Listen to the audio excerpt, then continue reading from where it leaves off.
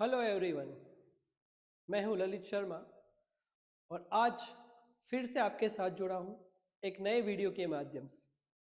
हम बात कर रहे थे हमारी फ्रेजल वर्ब सीरीज पर और आज हम बात करेंगे नए फ्रेजल वर्ब पर नए अल्फ़ाबेट के साथ।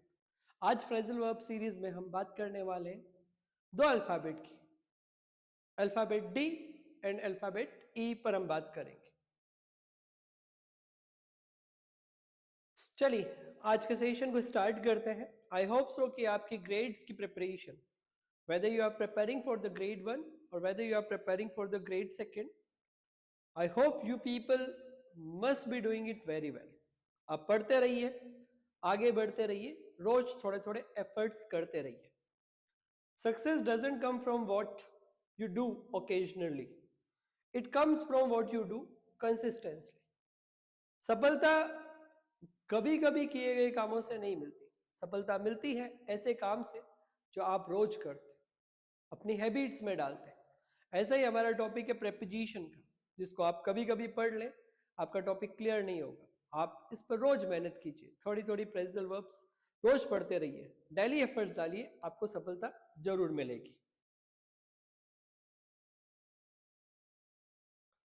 हमारी फर्स्ट डी अल्फाबेट की फ्रेजल वर्ब है डिल।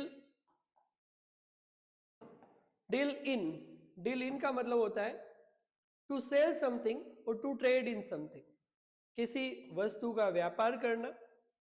एग्जाम्पल है ही डील्स इन शुगर, कि उसका बिजनेस है, वो डील करते हैं, लेन देन करते हैं, उसको कहा जाता है डील करना, डील इन करना।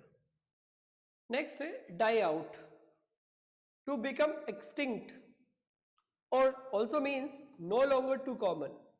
कोई ऐसी चीज जो अब ट्रेंड में नहीं है, यूज में नहीं है, एक्सटिंक्ट हो चुकी, विलुप्त हो चुकी है, समाप्त हो चुकी। Some old customs are dying out, कि हमारी कुछ प्राचीन रीति रिवाज है, प्राचीन कल्चर है, वो अब एक्सटिंक्ट होने की कगार पर है, खत्म होने की कगार पर है, और उसके लिए जो यूज की जाती है फ्रेजल वर्ब है वो है डाई आउट। नेक्स्ट है do away with. Do away with, do away with का मतलब है टू अबोलिश करना। टू अबोलिश से हमारा मतलब है उस चीज को समाप्त कर देना। Example, we must try to do away with bad customs, हमें हमारे जो गलत रीति रिवाज, पुराने रीति रिवाज जो समय के साथ सूट नहीं कर रहे, उनको डू अवे विथ कर देना चाहिए। डू अवे विथ का मतलब है अबोलिश कर देना चाहिए, इसका मतलब है समाप्त कर देना चाहिए। नेक्स्ट है डू विदाउट। डू विदाउट का मतलब है to manage in the absence of somebody और something. Do without, do without, without का मतलब होता है वैसे भी के बिना, और डू विदाउट का मतलब है किसी चीज या किसी व्यक्ति के बिना काम को चलाना, काम करना। You may go, I will do without you, आप जा सकते हैं, आपके बिना मेरा काम चल जाएगा। Done for. डन फॉर का मतलब होता है इंपॉर्टेंट भी एग्जाम पर्सपेक्टिव से, ड्यून करना, बर्बाद हो जाना या खत्म हो जाना।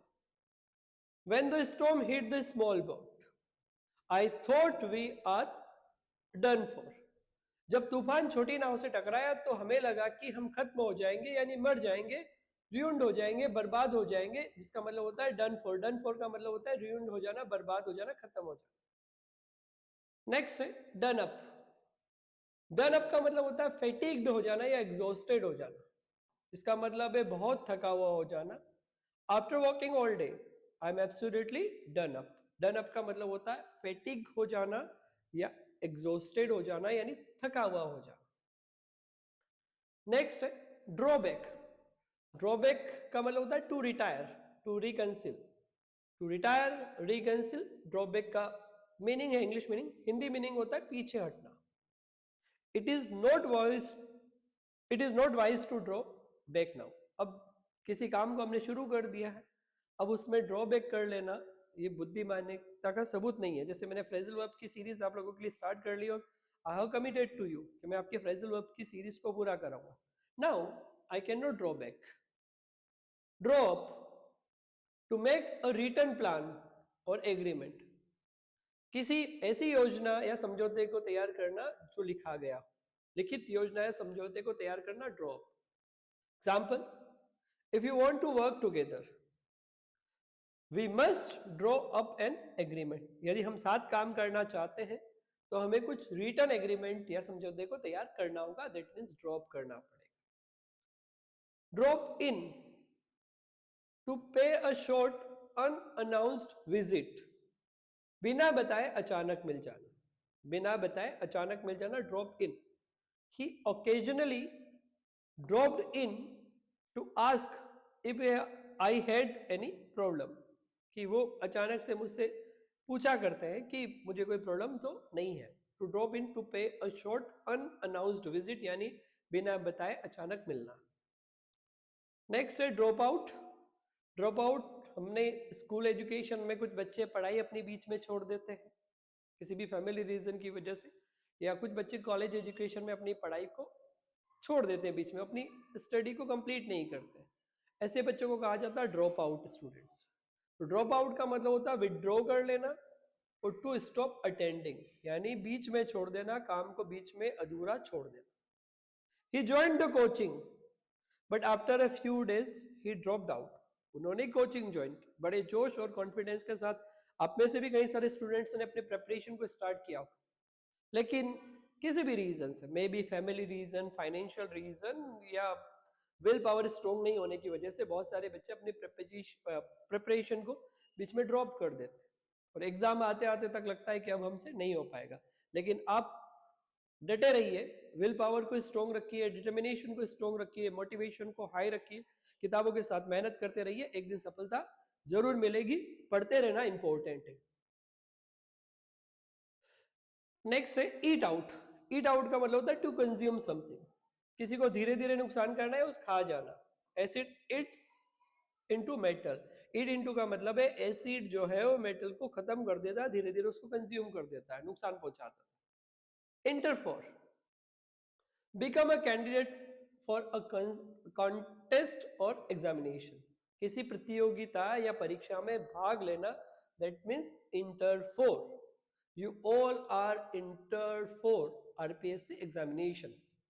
She is entered for the photography competition. कि उसने फोटोग्राफी कंपटीशन के लिए भाग लिया उस प्रतियोगिता में. नेक्स्ट है इंटर इनटू.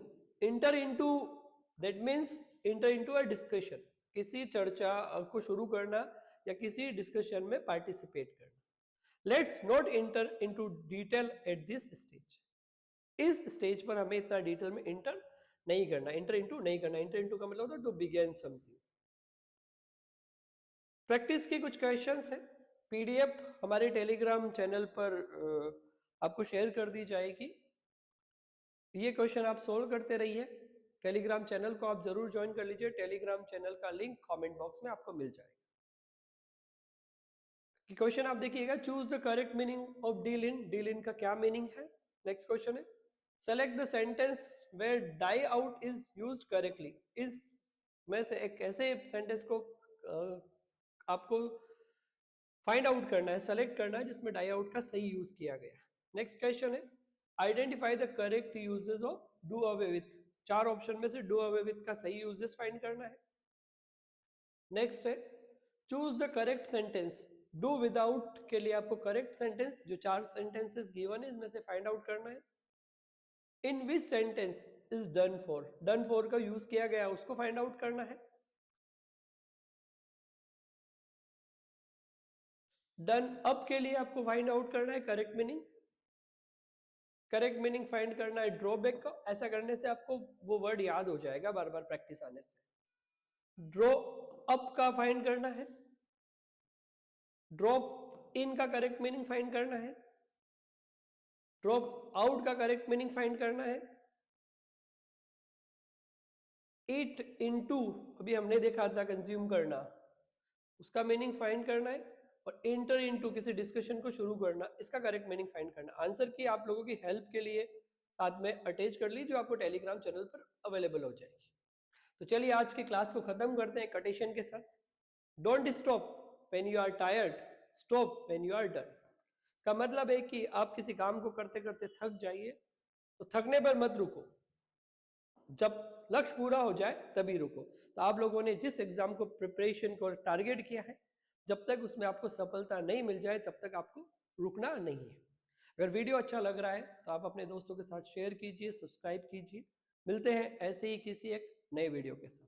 Thank you.